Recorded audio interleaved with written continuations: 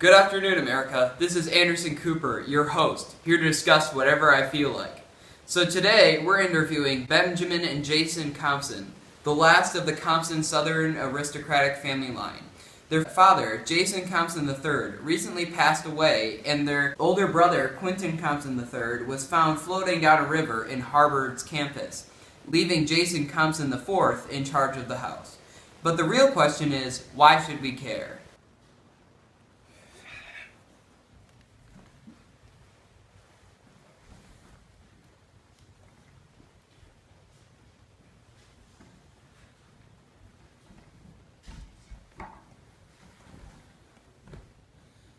Well, good afternoon, Mr. Cooper.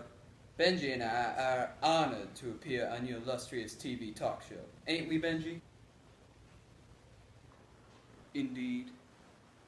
Well, I reckon our story is one Americans need to hear to keep their faith in God and in humanity. Today, our culture has diverted away from the Southern hospitality and chivalry in which it was started. Furthermore, I need to exact revenge upon a little brat that has fled from my estate with some property. I feel a witch hunt would be appropriate if I were allowed to stir it up in this here interview. Yeah, that'd be fine. I'm mildly interested, so that means the audience is on their toes. However, before we discuss action, what's the situation back home? Well, after my older brother and my father passed away, bless their souls, I was the only man left to take care of the house. There wasn't much house left at this point. Father had sold most of our land, so Quentin may study at Harvard and repay him. We also fired the majority of our servants, starting from the darkest complexion on upwards, leaving only Dilsey and TP, and I don't even pay Luster. I applied for a job at the bank, but since I did not receive the proper education, unlike my brother, I did not get the job. In addition, our good-for-nothing sister Caddy, yes, Caddy, that stupid piece of... our sister had decided handsome southern men were more worth their time than her own flesh and blood. Quentin was bewildered by her newfound promiscuity. Keep it PG there, Hoss. By her newfound ventures, and committed to whipping her into a pure southern lady, as father always taught, but never exercised. See, he was a nihilist. Our servants are the only people in the house that go to church on a weekly basis. Same! There seems to be some tension between you and Caddy. Your sister, right? What's going on there? She is the reason this family has fallen apart. She left on her introspective journey, leaving Benji like an ownerless dog. See, she was the only one that had any sort of connection to Benji. Quentin went into a bout of depression and almost didn't go to Harvard because of it. It didn't matter. He ended up throwing himself in the river, I reckon. Shots fired! Everyone knows it's true. At home, Caddy never returned, but her legacy sure did. She left me an illegitimate child to care for, after I had my hands full. And the child hates me for it. Her mother hasn't taken any part in raising her, yet she insists she's better than I am. 2 servants ain't enough to take care of 2 women, especially when one is sick. Oh, is there a honey in the mix? Your wifey? Sir, I find the implications of that statement both profane and vulgar. The sickly lady is my mother, Miss Colleen. Or, as Dilsey likes to say, Miss Colleen.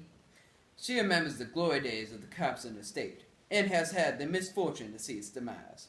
I reckon I'm her favorite, considering I'm not erotic, dead, or mentally handicapped. Which brings me to the man seated beside me, Benjamin Compson, or Benji, the somewhat gentle giant of the family. He hasn't spoken a word since he entered this world, and I doubt he will on his way out, due to his condition. My mother didn't do much to raise him, leaving him only the comfort of Caddy's bosom. My mother has left me in charge of the house. She reckons she'd do a better job, considering her cynical remarks at dinner, but is an incurable hypochondriac. She stays in the same room all day, heck, even all week if she feigns a temperature. I reckon she has lost all hope. Hopeless as she may be, it'll never compare to that monster I lodge on my estate, Miss Quentin. The child left on your porch from Caddy? Yes, sir, that one. Miss Quentin, who my mother insisted we named after my late brother, has taken up after Caddy. People say she quits at night to rendezvous with undesirable characters, probably those unsavory show workers, I reckon. I didn't care until one night she escaped with some of my property. on Holy Week no less. She had not returned for 2 days now, and I realized some items had been removed from my possession.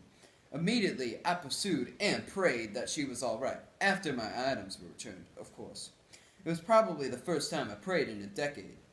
Furthermore, I called upon the deplorable police to look for her, only to deny me in excellent fashion. Yes, our investigators did get a hold of the sheriff, and he's on the phone now. Jason? Well, these taxpaying liberals got a hold of me, saying you were talking smack about our police force. Whereas I recall, we came to an agreement. Well, I was mentioning your apprehension to pursue the thief who stole from me. You mean Miss Quinton and your stolen property, or your stolen money, which, if I recall, does not belong to you? That is irrelevant and frankly none of your business, sir. Now, since you've given this national attention, I'm gonna have to follow this up, Jason. You could do time for this. Shut up, you tax money pig. I pay you to work for me, not against. Well, I'm hanging up now. Some church was set ablaze. We're not done with this, Jason. Oh, and I also contacted the NYPD. They're searching for you right now.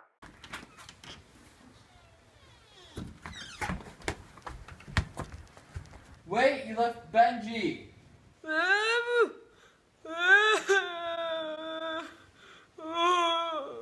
Well, this has been Anderson Cooper 359, and hopefully not a waste of your time. Up next is NPR Scandal, The Private Public Life.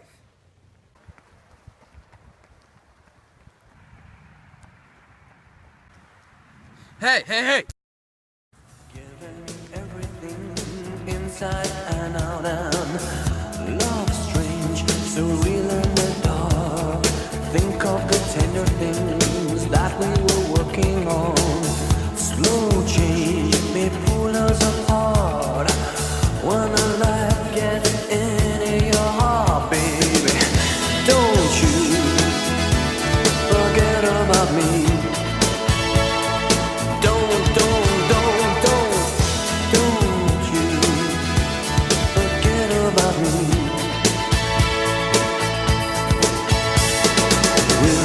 Stand above me, look my way.